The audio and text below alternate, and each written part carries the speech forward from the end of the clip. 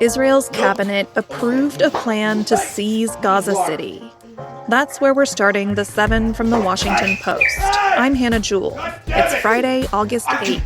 Let's get you caught up with today's 7 stories. I'm right here!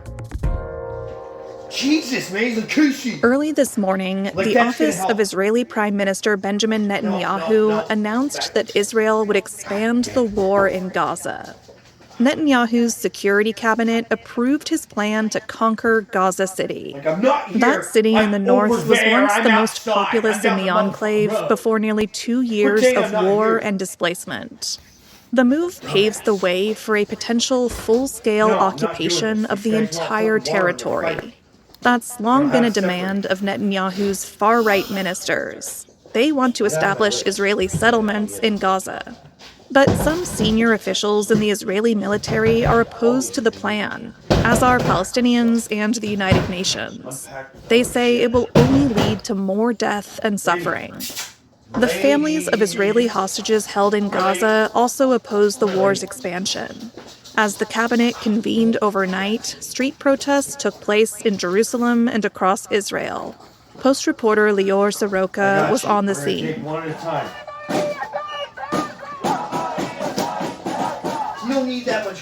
Those protesters were chanting in Hebrew about the hostages. They were saying, "Why are they still in Gaza? Bring them home." Because you're yelling, Casey! Like I'm not right. Americans may soon face higher prices because of President Donald Trump's new tariffs. That's number 2. Come on. Trump's latest round of import duties took effect yesterday.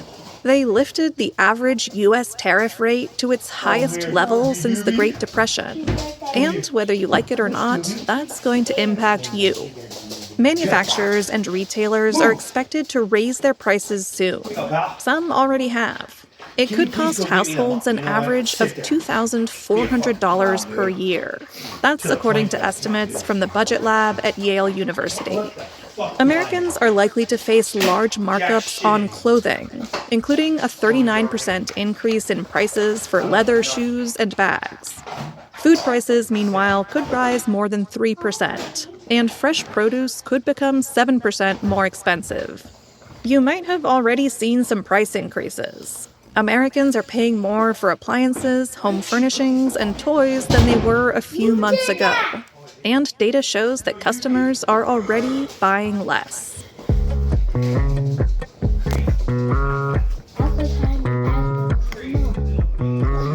Number 3. Republicans are now pushing to redraw election maps in multiple states. Earlier this week, I told you about the drama in Texas over redistricting. Many Democratic lawmakers left the state in an effort to delay a Republican plan to redraw election maps. Texas Republicans are trying to gain more seats in the U.S. House of Representatives, and they're planning to ramp up the pressure on their Democratic colleagues today. Attorney General Ken Paxton set a deadline for 5 p.m. today for Democrats to return to the state. He said he'll go to court to try to remove them from office if they don't. But Republican ambitions aren't limited to Texas. Some party members are also discussing ways to create new red seats in Missouri, Indiana, and Ohio. And they want to carve out as many as 5 seats in Florida. The White House is driving the push to redraw maps before the midterm elections next year. But some elected Republicans are skeptical of the push.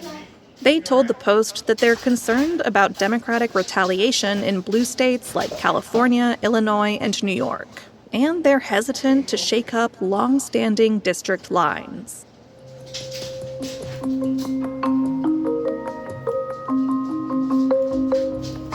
Hurricane season is picking up steam. That's number 4.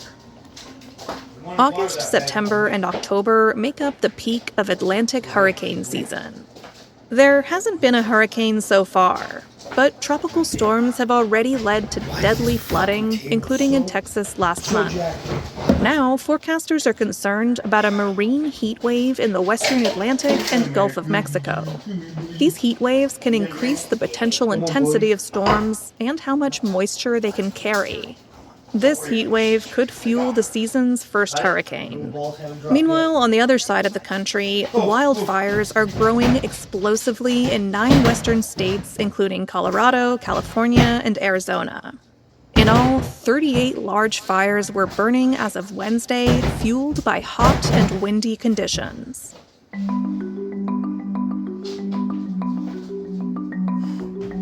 Number 5. Instagram has a new feature that you may want to disable immediately. It's called Instagram Map. It was rolled out in the US this week. You might have seen it when you opened the app. It works through 2 methods. First, it includes locations you have actively tagged in recent Instagram stories or posts. Second, and more ominously, the app nudges you to opt in to a new form of passive location sharing. That shows anyone who follows you, who you also follow, where you were when you last opened the app, even if you were just having a lazy scroll in the dentist's waiting room. I'm not here to tell you how to live your life, but our tech columnist Jeffrey Fowler is. He says there are many, many good reasons for you to disable this feature. He can walk you through how to turn it off. Find a link to his article in our newsletter today. As always, find that in our show notes.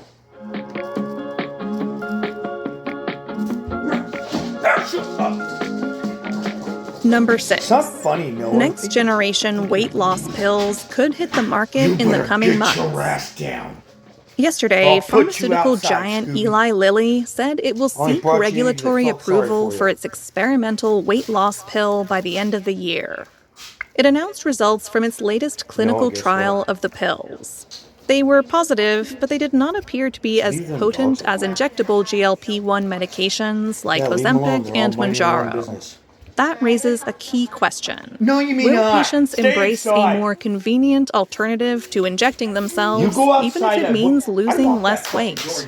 As the race accelerates to develop a pill version of the blockbuster weight loss drugs, it's becoming increasingly clear that oral versions just might not be as effective.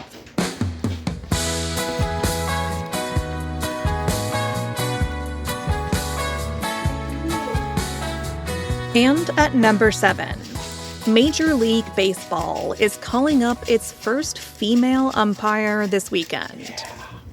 For the first time in nearly 150 years of MLB history, a female umpire will work a regular season game.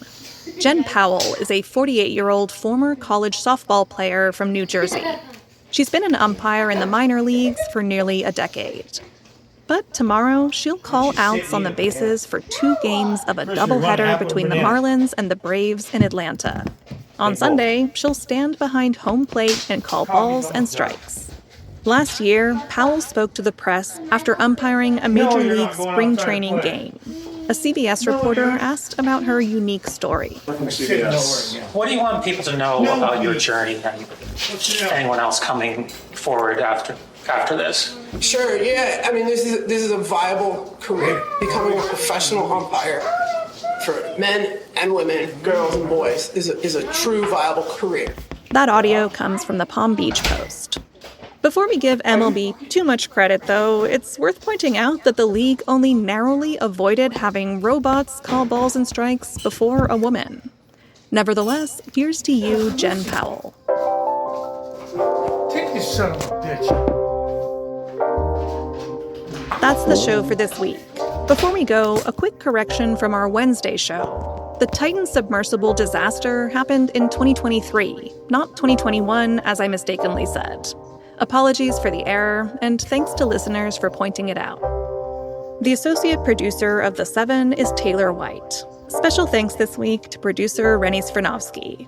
The staff writers are me and Jamie Ross. John Taylor is our editor. Additional editing by Christina Quinn. Thanks to Natalia Lobanova for some pronunciation help. Copy editing is by Melissa No, Ann Kenderdine, and Thomas Haliba. Mixing and sound design is by Jim Briggs and Justin Garish. Our theme music is by Edith Mudge. Renita Jablonski is our director of audio. I'm Hannah Jewell. Thanks for listening and have a great weekend. I'll meet you back here on Monday.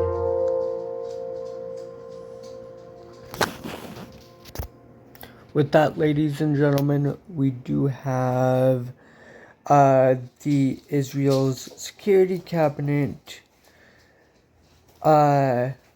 report by the Washington Post. Let's get into it.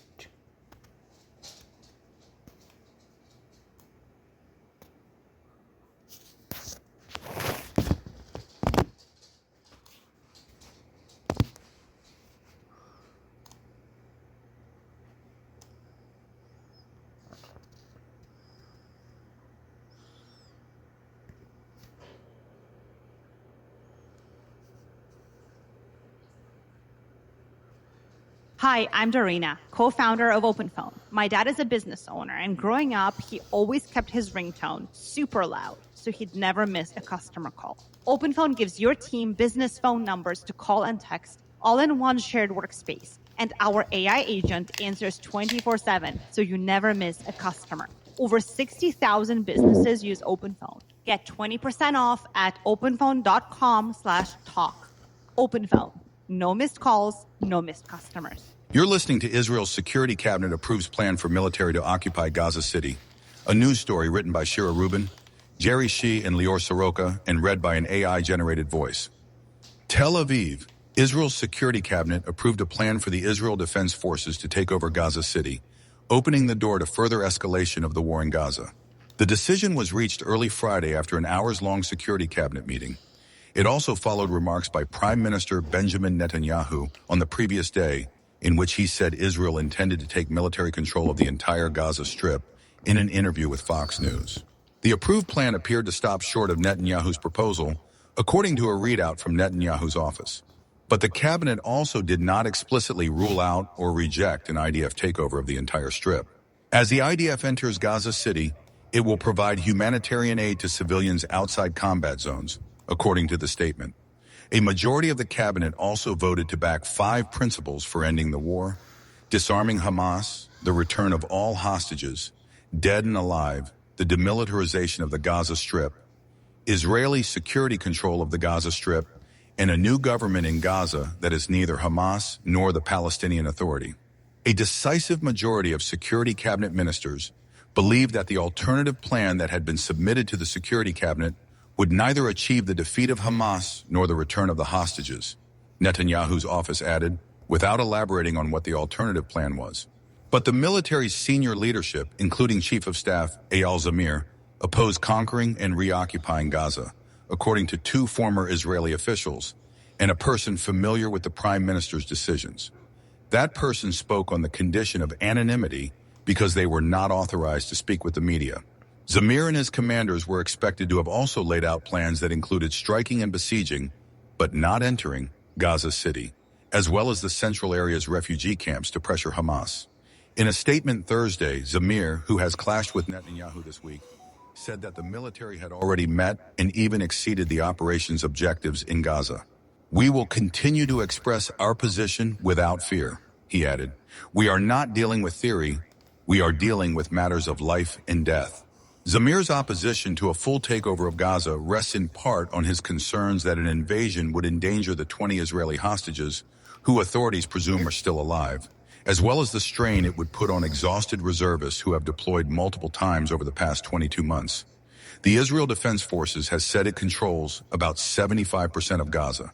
The United Nations warned this week that expanded military operations would risk catastrophic consequences for millions of Palestinians and could further endanger the lives of the remaining hostages in Gaza. Analysts have said reoccupying Gaza would involve weeks, if not months, of fighting, but they said the plan could be a ploy by Netanyahu to persuade Hamas to come back to the negotiating table after talks fell apart last month.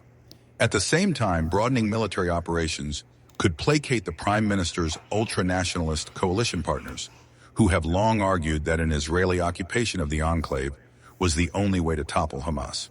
In an interview Wednesday with the pan-Arab daily newspaper Asharq al-Awsat, Hamas official Bassem Naim said that the group was taking Israel's threat to conquer all of Gaza very seriously.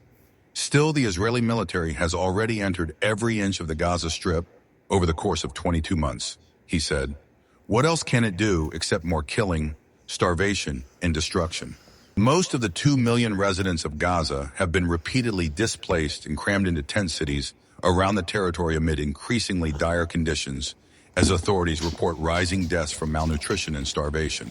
Since the start of the war, more than 61,000 Gazans have been killed, according to Gaza's health ministry, which doesn't distinguish between combatants and civilians, but says that most of the fatalities have been women and children. Gazan hospitals reported 4 more malnutrition-related deaths in the past 24 hours. The ministry said Thursday, malnutrition-related deaths have spiked since the start of July, as Israel's near-total blockade on humanitarian aid remained mostly in place. I'm waiting anxiously to see what comes out of the meeting with the Security Cabinet today. Nothing is clear until the meeting ends, Faisal Hamdouna, 22, said Thursday in a phone interview from his home in Gaza City. If he really conquers Gaza, we won't even have the little we have left now, Hamdouna said, referring to Netanyahu. There's no life left here. If it happens, he'll wipe out every last trace of Gaza, and we'll have nowhere left to belong. This is what happens when you don't have strategy, said a former high-ranking Israeli official who is a reservist, referring to the sentiment he said has been surfacing among his fellow soldiers as the conflict drags on, and Israel's official war goals, to eliminate Hamas and return all of the hostages, remain elusive.